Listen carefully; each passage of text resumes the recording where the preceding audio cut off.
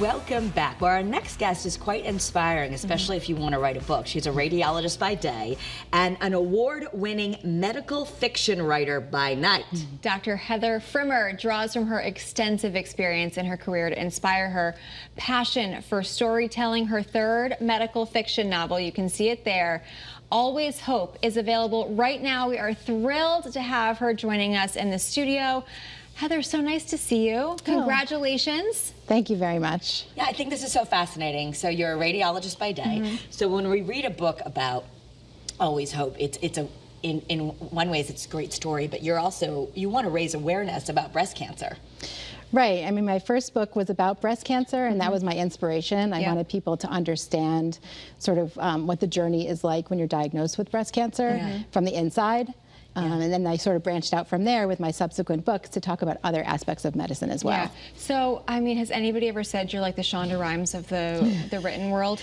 No, but I'll take it. Okay. Yeah, and I know we want to get to the book, but also you just want to have some important reminders as a radiologist, since it's Breast Cancer Awareness Month, what you want women to know right now. Yes. I think one of the most important things to know is that women should begin screening at age 40.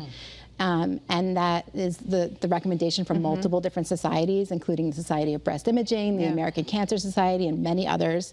And there are some women who should begin even earlier than age 40 as well. Yeah. So can I ask you, how do you know if you're one of those women who should be tested earlier if you're a little bit younger? Yeah, that's a really good question.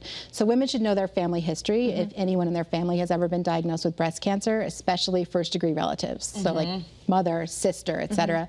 And then also if they've ever had a biopsy or a biopsy that showed atypical cells, that puts them at higher risk. So I just encourage women to meet with their doctor and figure out what their risk is and when they should start screening. Okay. And one more thing, in Connecticut, I know we have this rule, but in other parts of the country we don't. If you have dense breasts, they need to tell you, and you probably need an ultrasound after. That's true. So women with dense breasts need to be notified in the letter that they receive after their mammogram, and they may want to do additional tests, which could be a screening ultrasound, as you said, or it could be also be an MRI, depending on what their risk is. Interesting. Okay. Tell us about the book. What's this one about? So this one centers on an overwhelmed obstetrician who is served with a birth injury malpractice lawsuit. Wow. And then she has to face the mother of the baby who was injured and the possibility that she might be to blame. Ooh. Yeah, I'm reading the back of this, like the little synopsis, and it's juicy.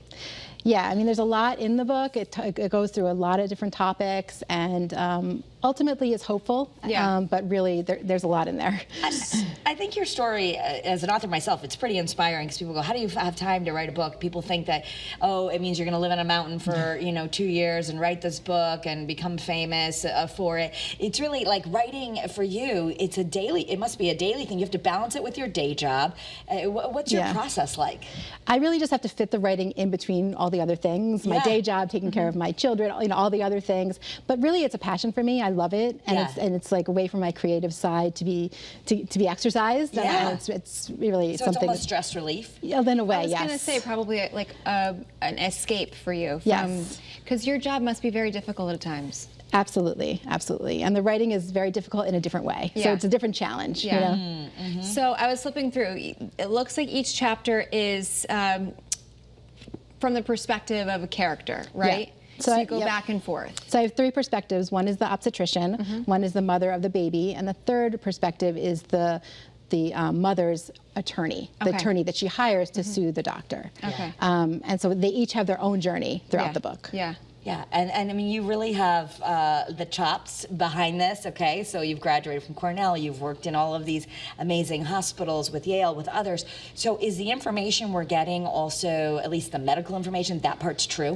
Yes, I did my best to make it really accurate. And for this book, I actually interviewed a number of obstetricians about their experiences with malpractice. Okay. Is it based on a real story? No, it's not based on a real story, but I tried to make it as real as possible by getting all the information and doing the research. Okay. Where did you come up with this idea? I think I came up with the idea because I've had a number of colleagues who've been sued, and I've seen how it's affected their psyche and how stressful it is.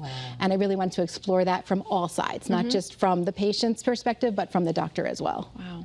Do you have anything else in the pipeline? Are you working on anything else? Yes, I am. I am working on a friendship story about a pediatrician who has chronic itching, and it stems from a trauma and a mistake she made in the past. Oh my gosh. Wow. All right. Interesting. All right, well, Heather's new book, Always Hope is available now. Thank you so much for being here. Thank you for having me. Yeah, for more information, you can visit heatherfrimmer.com. And she has a book signing coming up. It'll be this Saturday at noon, right at Elm Street Books in New Canaan. Awesome. Congratulations again. Yeah. Thank you so much for being here. Thank you. Congratulations.